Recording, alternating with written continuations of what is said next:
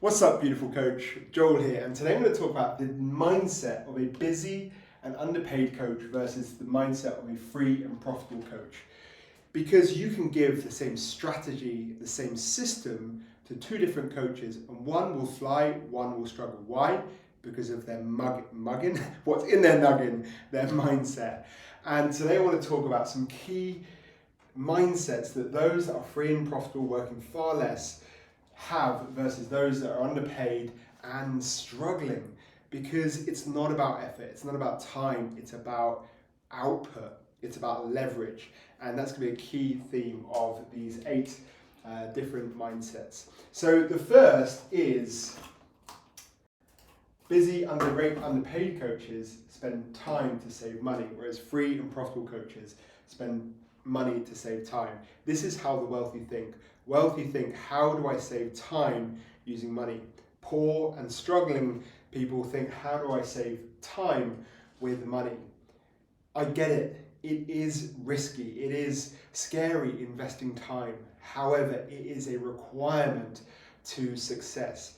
Busy, underpaid coaches are running around doing everything themselves, whereas free and profitable coaches are thinking, how do I either pay for someone to do this for me? How do I pay for software that can do this for me? How can I free up my time to do the things that really move the needle? Which in a coach's world is thinking, it's being, it's coaching and creating.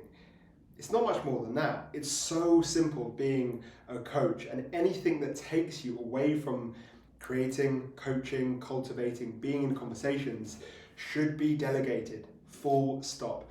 And one of the best calculations you can do in your mind is work out your desired annual income and divide that by the number of hours you want to work per week, times by 52.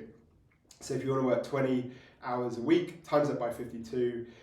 If you want to earn 200,000 divided by 200,000 divided by that number, and that will spit out your desired hourly rate.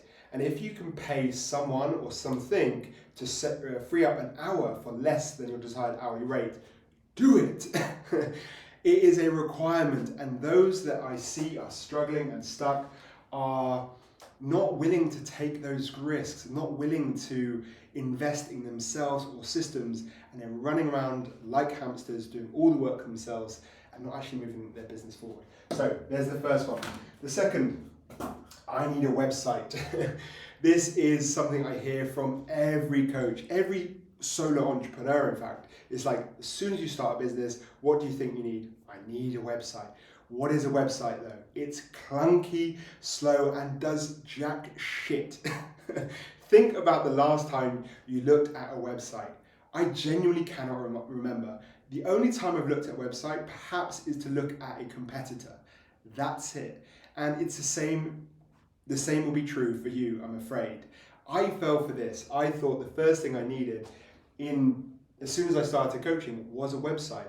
But what I soon realized is a website just slowed me down, because every time I tweaked my messaging or my offer or my niche, I went back into website and realized, wow, there's a lot of pages to update.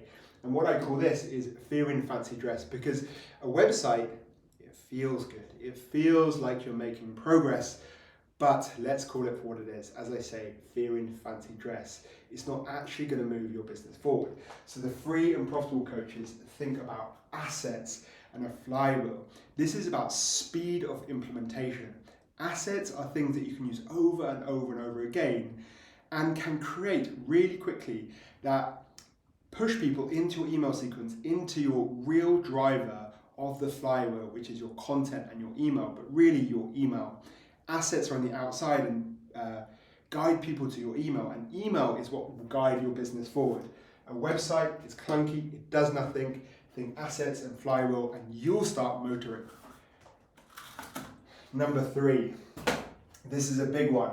Every coach needs to go through this transition from saying yes to everyone to saying yes to alignment. Now, sure, at the start of my coaching journey, I said yes to everyone, and I think most coaches need to at the start, because firstly, they need to build confidence, they need to just coach everyone and anyone to realize who they're good at coaching, who they want to work more with, to refine their niche. But at some point, we need to let go of that and hold our standards to people that are aligned with us, aligned dream clients.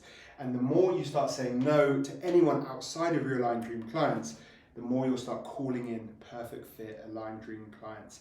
But there has to come a point where you have to say no to some clients. You have to realize that not all money is for you, and that will feel scary, but your standards create your magnetism. When you start saying no to clients, when you start saying no to opportunities, the yes is even more empowering, the yes is even more magnetic, and the yes has more certainty. This is how to really step up and level up and really reach real quantum leaps in your fees, in your lifestyle, and just with your business. So that's number 3.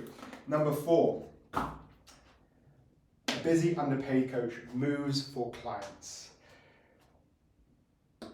A free and profitable coach, clients move for me. Now again, when you're early in your coaching career, I would kind of suggest this to some degree, because you want to be flexible, you want to just coach as many people as possible. However, you really lose magnetism when you start being needy and you start to,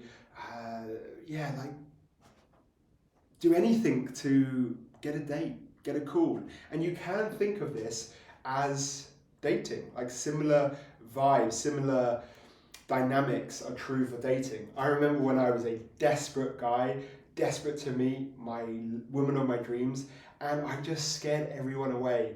I would tell women how much I liked them after 1 or 2 dates, and sure enough, I scared them away. As soon as I gave up on women, I met my now wife. True story. Why? Because I had my standards and I just had this level of magnetism that was like, I'm okay on my own. I don't need anyone. And that, of course, attracted my now wife. So now I designed my calendar, my week to be perfect, to really live the life that I want. So Monday and Friday for me are clear to create, to spend time in nature, to do big hikes, to take my daughter to capoeira, to go for long, slow walks with my buddy Samuel, and to really just slow down. Tuesday, Wednesday, Thursday afternoons are when I coach. And when clients ask me, or potential clients ask me, hey, could you do Friday afternoon? Hey, could you do Monday afternoon? I just say no, and I offer them the dates that I am available. This creates magnetism. As I said before, your standards create magnetism. And if you are always available, it doesn't create any supply-demand tension. If you think about Rolex, why is Rolex so valuable? Well, because it has a 9-month waiting list to buy a Rolex. There's massive, just had a lunch before this. There's massive supply-demand tension. When you're always available, there's zero supply-demand tension.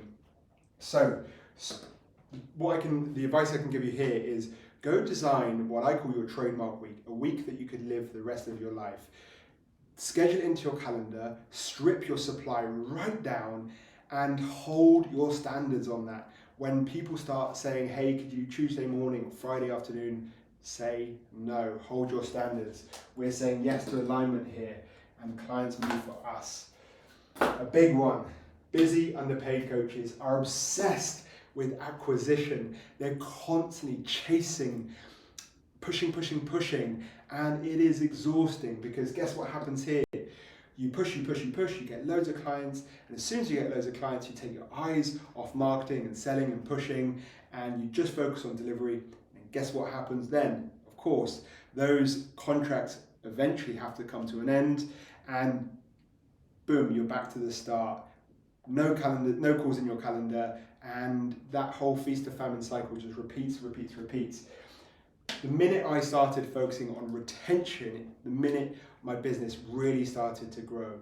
And what happens when you start to focus on retention is you get more referrals, you get more clients that stay with you, and it is proven that customers, paying customers, are twice as likely to reinvest with you versus a new client, a new future client. And they are going to spend, again, research tells us this, they're going to spend 50% more with us.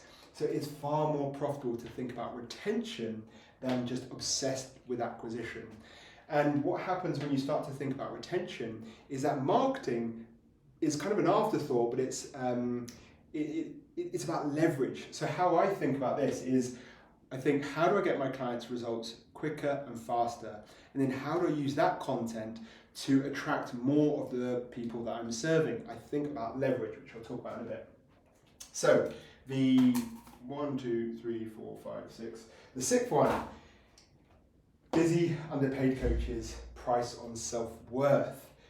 I have been there, my friend, I have been there. And when times are good, you up your prices, and when you're struggling, suddenly your prices come down and you're just chasing and you're needy and you just need someone to validate your self-worth. And I have been there. But let me tell you this, what you price, your price has nothing to do with you. Nada. Nothing.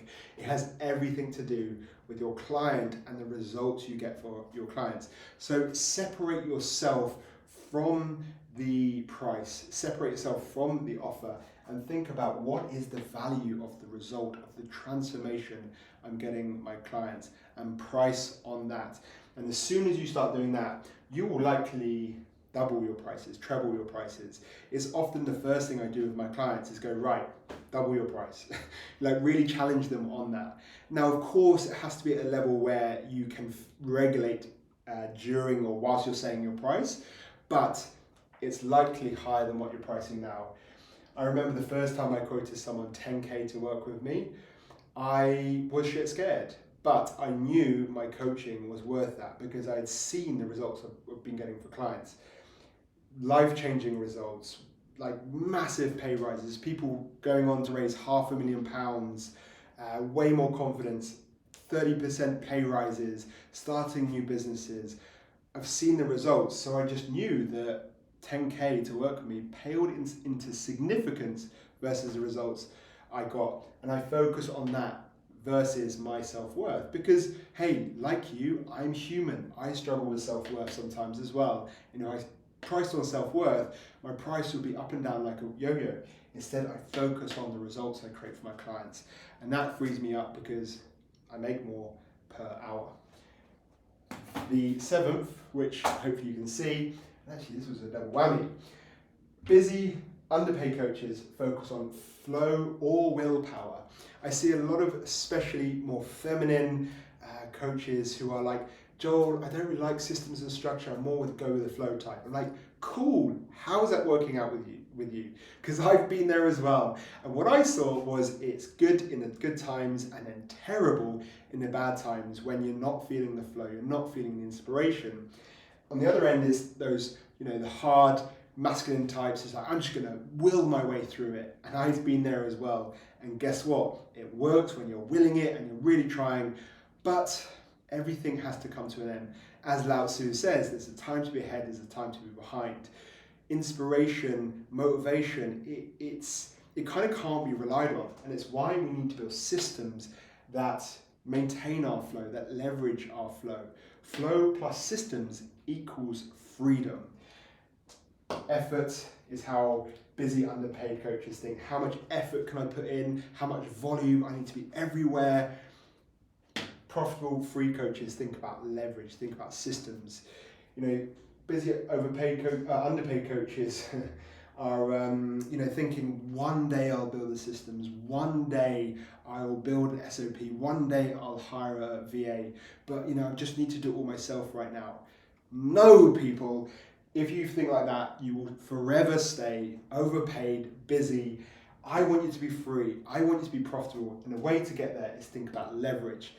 Think about systems. Think about how can I turn one thing into multiple things. So let me make this real for you. So how I think is, I firstly think about my clients. How can I get my clients results? Faster, quicker, better. I create content for my clients, and I think, how do I leverage that into content for my audience to attract more of my clients? And this is exactly what my flywheel does. It is what allows me to work literally 4 days a week, sometimes just 4 days in those sometimes 4 hours just in those 4 days, because I'm constantly thinking about leverage. I'll give you another example. So every week I would probably record 1 to 2 YouTubes, and I post the YouTube on my Instagram story, on my LinkedIn, and my email. Now, I don't massively like doing that. but I do like recording YouTubes. So what I've done is I've built a GPT for my VA where I send her the transcript. She puts it in the GPT, out comes a Instagram story post, a LinkedIn post, and email. She sends it to me in a Google Doc. I edit it a little bit, I say thumbs up, and away it goes. So I've literally created one YouTube, and out from that comes a load of other content, because I'm always thinking about leverage. I'm not thinking about how do I out effort this. Now the last one, which you can't see, it says megaphone versus dog whistle, and this is something I learned from a previous mentor. Now, busy underpaid coaches are scared to put off people, and they just want to appeal to everyone. So they think, megaphone, how do I just shout at everyone? I want to be everywhere, I want to say everything, and I just, if I keep doing that, enough people are gonna come to me eventually.